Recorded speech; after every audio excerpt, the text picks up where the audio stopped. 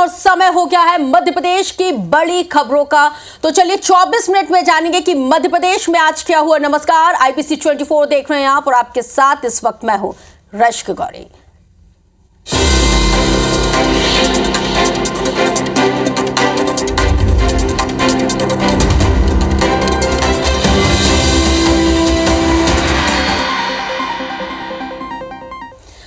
मार्च से शुरू होने जा रहे हिंदू नववर्ष नवरात्रि और गुड़ी पड़वा से ठीक पहले हिंदू संगठन मांस की दुकानों के खिलाफ सड़कों पर उतर आए हैं। हालांकि भोपाल और इंदौर नगर निगम में रामनवमी पर मीट शॉप को बंद किए जाने का आदेश तो जारी कर दिया गया, तो इधर हिंदू संगठनों ने पूरी नवरात्रि के दौरान मांस की दुकानों को बंद करने की मांग की है।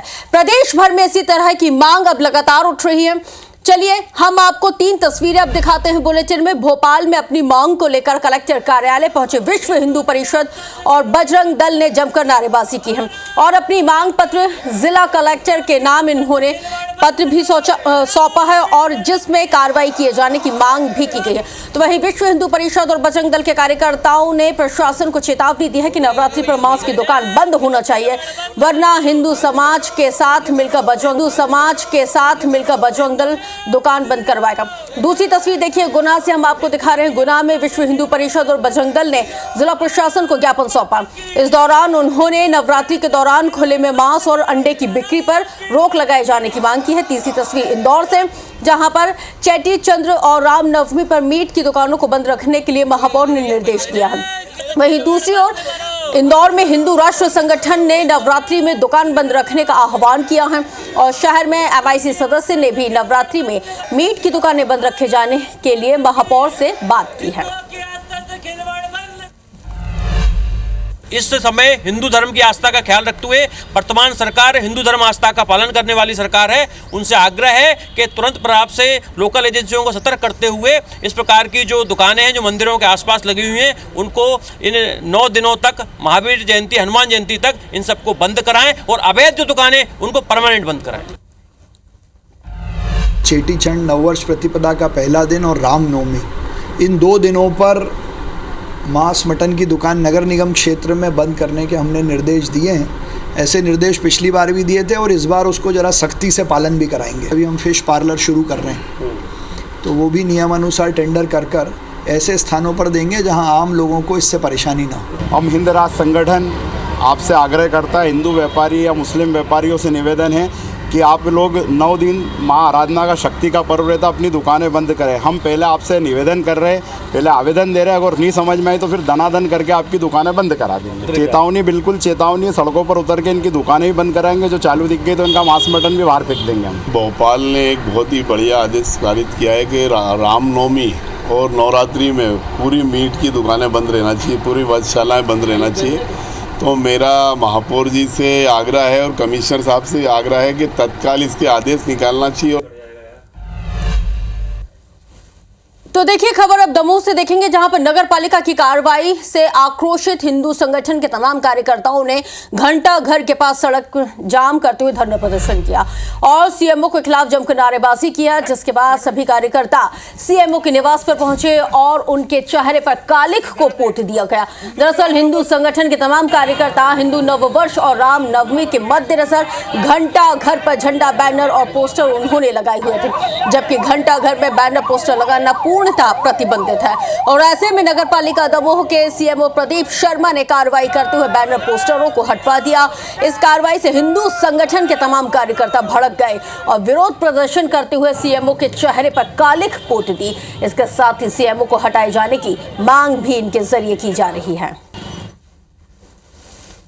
आज सभी के साथ अभी इस बारे में बैठक हुई है और मैंने और SP साहब ने सभी बातों को सुनने के बाद हमने कहा है कि इसमें हम निष्पक्ष जांच तत्काल कराएंगे और संबंधितों को जो है उन सभी को शो कॉज नोटिस आज ही जारी किए जा रहे हैं। हम अभी आज ही शो कॉज इशू कर रहे हैं। एक उच्च स्तरीय जांच कमेटी भी बनाएंगे जिसमें इस चीज़ की जांच की जाए कि ये घटना क्यों हुई, मिसकम्युनिकेशन हुआ तो क्यों हुआ, आगे आने वाले इस चीज़ में और क्या ऐसी चीज़ें हैं जिनको हमको काउंटिंग करना है ताकि ये स्थिति दोबारा ना बने। मैंने CMO साहब को फ़ोन किया तो उन्होंने कॉल अटेंड नहीं किया, तो मैंने उसका सांकेतिक विरोध किया। फिर मैं CMO साहब से बात करने उनके घर गया तो वो विरोध वाली बातें करने लगे, तो मैंने उनका मुकाला किया। रात्रि में हम लोगों ने झंडे लगाए थे, जो कि हमारा नया हिंदू वर्ष आने वाला है, और उसमें सीएम ने सवेरे से अपने कर्मचारियों को भेजकर वो झंडे निकलवा दिए थे। उसके विरोध में हमने आज सीएम के निज निवास पर जाकर मुकाला किया है। तो देखिए खबर भोपाल से, जहां पर एक्टर सलमान खान की घड़ी पर मौलाना साहब भड़क गए हैं। उन्होंने राम मंदिर वाली इस घड़ी पर मौलाना साहब के जो बोल हैं वो बिगड़ गए हैं। मौलाना शहाबुद्दीन रजवी बरेलवी ने कहा है कि सलमान खान राम मंदिर का प्रचार कर रहे हैं, ये इस्लाम में हराम है। मौलाना शहाबुद्दीन आगे कहते हैं कि सलमान खान मशहूर हस्ती हैं, उन्हें ऐसा कतई नहीं करना चाहिए। और मामले में बीजेपी का भी पलटवार अब सामने आया है। बीजेपी विधायक रामेश्वर शर्मा का बयान सामने आया है कि कुछ मौलाना पगला गए हैं, इसलिए इस प्रकार के बयान दे रहे हैं। मौलाना के रोकने से कोई भगवान राम के मंदिर का प्रचार थोड़ी ना रोकेगा। किसी भी मुसलमान को शरीयत इस बात की इजाजत नहीं देती है कि वो गैर मुस्लिमों के मजहबी शियार को या उनकी इमारतों को या उनकी मंदिरों को वो प्रचार करें। शरीयत की नजर में वो गुनहगार हैं और ये नाजायज और हराम है। उनको बाज आना चाहिए और जो कुछ भी उन्होंने गैर शरई फेल किया है उससे वो तौबा करें।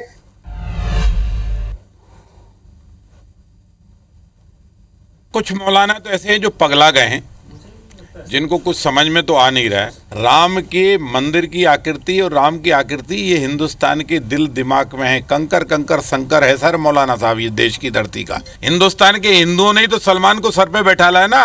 अगर एक सलमान चला जाए तो लाखों लोग इकट्ठे हो जाते। नमाज पढ़ो वहाँ तक ठीक है, कुछ कुरान पर अच्छी बातें बताओ वहाँ तक ठीक है, उल्टा ज्ञान बकोगे तो ठीक नहीं होगा। 15 अगस्त 2024 को लाल किले की प्राचीर से प्रधानमंत्री नरेंद्र मोदी ने ऐलान किया था कि परिवारवाद लोकतंत्र के लिए बहुत ज्यादा नुकसान पहुंचा रहा है, इसलिए राजनीति में 1 लाख ऐसे नौजवानों को लाना चाहते हैं जिनके परिवार में किसी का भी कोई भी राजनीतिक बैकग्राउंड से ना हो। प्रधानमंत्री नरेंद्र मोदी के इस ऐलान पर सबसे पहला अमल करने वाला राज्य मध्य प्रदेश बना है। मध्य प्रदेश बीजेपी ने IIM BJP future force boot camp program के जरिए गैर राजनीतिक पृष्ठभूमि वाले टॉप 125 प्रोफेशनल युवाओं को राजनीति की ट्रेनिंग वो दे रहा है और आज से इन युवाओं के ट्रेनिंग प्रोग्राम की शुरुआत हो गई है।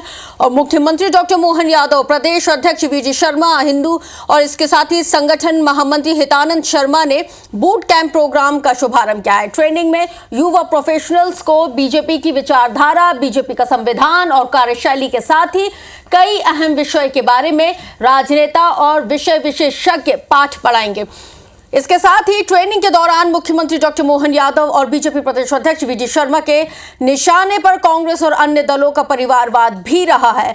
देश और मध्य प्रदेश की सियासत में परिवारवाद का मुद्दा दशकों से हावी रहा है। बीजेपी कांग्रेस के साथ ही दूसरी पार्टियों पर भी परिवारवाद का गंभीर आरोप लगता रहा है, तो दूसरी तरफ कांग्रेस भी दावा करती है कि उनकी पार्टी में कम और बीजेपी में ज्यादा परिवारवाद है। पूरे विरोधियों में किसी घर में झांक के देखो क्या हो रहा है। गांधी परिवार मतलब क्या, वापस वही पीढ़ी पे पीढ़ी आ गई।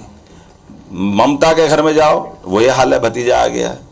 और दूसरी पार्टी देख लो, किसी भी पार्टी को झांक के देखो, तो अपोजिशन की बात भली करते हैं लेकिन करते क्या है, अपने परिवार के आगे नहीं जान दे रहे। और परिवार का तो वो पुरुषार्थ भी नहीं जो किसी राजा महाराजा का होगा, लेकिन जबरदस्ती से ही मान के चलते। केवल एक परिवार ही इस कल्पना को राजनीतिक क्षेत्र में आगे बढ़ेगा। इस अगर कंसेप्ट को तोड़ना है तो प्रधानमंत्री जी ने कहा कि 2047 जो आने वाला 2047 जब आजादी के 100 वर्ष पूरे होंगे, इन 2047 में विकसित भारत का जो संकल्प है वो तभी पूरा होगा जब परिवारवादी व्यवस्था से भारत की राजनीति में। परिवारवाद की बात करते हैं भारतीय जनता पार्टी के लोग, वीडी शर्मा जी, तो ये भूल जाते हैं कि उनके यहाँ तो पूरे कुनबे बैठे हैं। सिंधिया परिवार, बुआ अलग, भतीजा अलग। मध्य प्रदेश की बात करें तो मध्य प्रदेश में विश्वास सारंग उनके पिताजी, कैलाश विजयवर्गीय उनका बेटा। अगर गांधी परिवार से आपको परिवारवाद की बू आती है तो हम कहते हैं पहले गांधी परिवार की तरह शहादतें देना सीखो, जिसने देश के लिए शहादतें दी हैं, देश की आज़ादी के लिए जिन्होंने कुर्बानियां दी हैं। तो क्या वाकई में बूट कैंप से जो राजनीति है उसकी नैया पार होगी और लगातार जो परिवारवाद का जो आरोप प्रत्यारोप यहाँ पे दोनों ही राजनीतिक पार्टियां लगाती रहती हैं, क्या इस पे विराम लगेगा और क्या बीजेपी इस कड़ी में आगे निकल जाएगी? इसी से जुड़ा हुआ आज का big debate face to face Madhya Pradesh मेरी सहयोगी आकांक्षा पांडे के साथ रात 8:30 बजे देखना ना भूलिए IBC 24 पर। आगे बढ़ेंगे, बात करेंगे दो ऐसी खबरें बताती हैं जिसमें पति अपनी पत्नी से परेशान है। पहली खबर ग्वालियर से, जहां पर एक शख्स पत्नी से खुद की जान को खतरा बताते हुए धरने पर बैठ गया और इसी शख्स ने मुख्यमंत्री डॉक्टर मोहन यादव से मदद की गुहार लगाई है। युवक का नाम अमित कुमार सैन है। उसका आरोप तो यह है कि उसकी पत्नी का 3 से 4 लोगों के साथ अफेयर चल रहा है। युवक का आरोप तो यह भी है कि पत्नी ने उसके प्रेमी के साथ मिलकर बड़े बेटे की हत्या की है और अब वो उसे भी जान से मार सकती है। पत्नी का प्रेमी लगातार उसे जान से मारने की धमकी दे रहा है। वहीं दूसरी खबर देखिए संस्कारधानी जबलपुर से, जहां पर पत्नी से परेशान पति ने एक वीडियो जारी किया और पत्नी पर मारपीट का आरोप लगाया, प्रताड़ित किए जाने का आरोप लगाया है। वीडियो जारी कर यहाँ पे पति ही लापता हो गया है। आनंद दुबे बताया जाता है इस पति का नाम। पति का वीडियो वायरल हुआ है, पत्नी भी अब लापता है। पुलिस ने पति पत्नी दोनों के खिलाफ यहाँ पे केस दर्ज किया। गुमशुदगी का जो केस है वो दर्ज किया गया। आधारताल थाना क्षेत्र की पुलिस इस पूरे मामले की जांच पड़ताल में जुटी हुई है। वो शांत रहे, वो जीवन में शांति बनी रहे।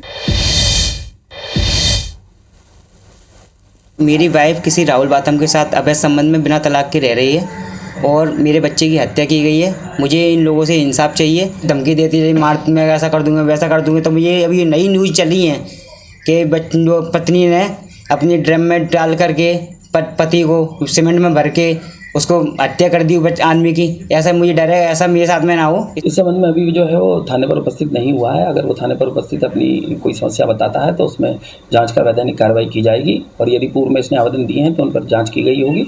उस संबंध में जो है आवश्यक वैधानिक कार्रवाई की जा रही है। तो देखिए मध्य प्रदेश के रीवा और सतना से जमीन विवाद को लेकर दो ऐसी जो घटनाएं हैं वो दिल दहला देने वाली सामने आई हैं। रीवा में महिला के साथ जेठ जेठानी ने दरिंदगी की तमाम हदों को पार कर दिया। आरोपियों ने महिला के प्राइवेट पार्ट पर हमला कर दिया। आरोपियों और महिला के बीच संपत्ति को लेकर पुराना विवाद चल रहा था। पीड़िता ने जेठ जेठानी और उसकी बेटी पर गंभीर आरोप लगाए हैं। तो वहीं सतना के जैतवाड़ा थाना क्षेत्र में संपत्ति को लेकर हुए विवाद में भाई बहन और मां के बीच लाठी डंडे चले। घटना का वीडियो सोशल मीडिया पर जमकर वायरल हो रहा है, जिसमें भाई बहन एक दूसरे पर बेरहमी से हमला करते हुए साफ देखे जा सकते हैं। दोनों ही मामले में पुलिस ने केस दर्ज कर जांच शुरू कर दी है।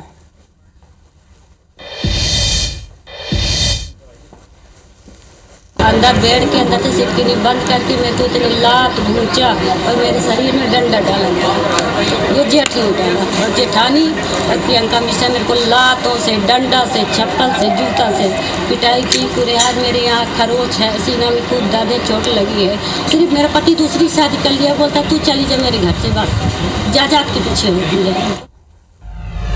तो देखिए इंदौर में प्रधानमंत्री आवास योजना के नाम पर ठगी का एक मामला सामने आया है और पुलिस ने एक जालसाज के खिलाफ मामला दर्ज किया है।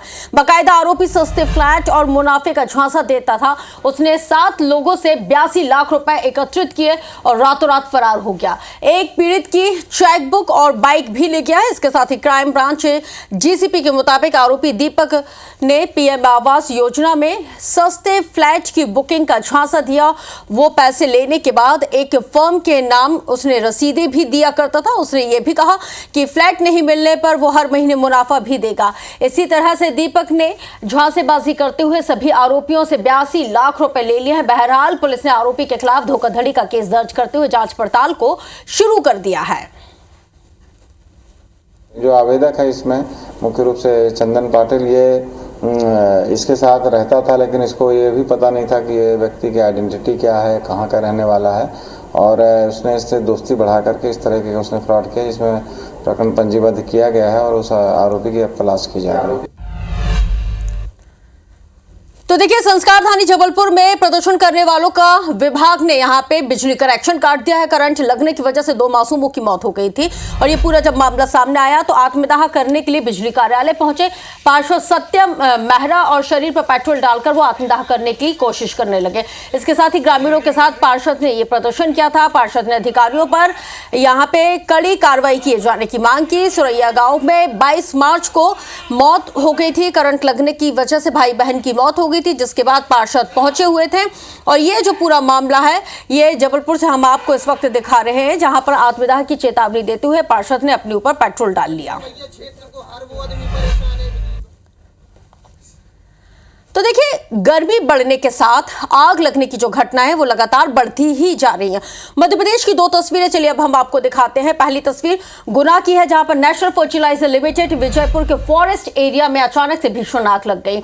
और यहाँ पे आपको बता दें कि तेज हवा के चलते आग तेजी के साथ फैलती चली गई। फायर फाइटर की टीम ने आग बुझाने की कोशिशों में वो जुटी हुई है। स्थानीय लोगों के मुताबिक आग इस कदर भयंकर थी कि दूर दूर से ही इसकी लपटें और धुएं का गुबार साफ देखा जा सकता है। तो वहीं दूसरी तस्वीर राजगढ़ से है, जहां पर गेहूं से भरे हुए ट्रैक्टर ट्रॉली में आग लग गई। बिजली लाइन की चपेट में आने की वजह से ये पूरा हादसा हुआ। गेहूं की फसल पूरी तरह से जलकर खाक हो गई। ग्रामीणों ने आग पर काबू तो पा लिया, लेकिन सब कुछ बर्बाद हो चुका था।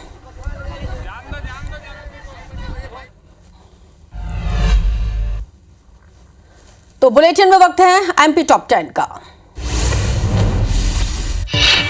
पन्ना में नगर की 4 शराब दुकानें होंगी बंद। 1 अप्रैल से 4 शराब दुकानों पर लगेगा ताला। धार्मिक नगरी को देखते हुए लिया गया फैसला। भोपाल में जीआरपी आरक्षक को 10,000 रुपए की रिश्वत का इनाम। जीआरपी आरक्षक ने 14 वर्षीय लड़की की बचाई थी जान। ट्रेन और प्लेटफॉर्म के बीच फंसी लड़की को बचाया था। जबलपुर में दबंगों ने दलित परिवार को अंतिम संस्कार करने से रोका। मृतक के परिजन और कब्जाधारियों के बीच था विवाद। तहसीलदार और पुलिस की टीम मौके पर पहुंची। मृत शख्स का कराया गया अंतिम संस्कार। तो चलिए इसी खबर के साथ मैं रश्मि गौरी आपसे लेती हूं इजाजत, लेकिन आईपीसी 24 पर खबरों का सिलसिला नॉन स्टॉप जारी है, क्योंकि सवाल आपका है।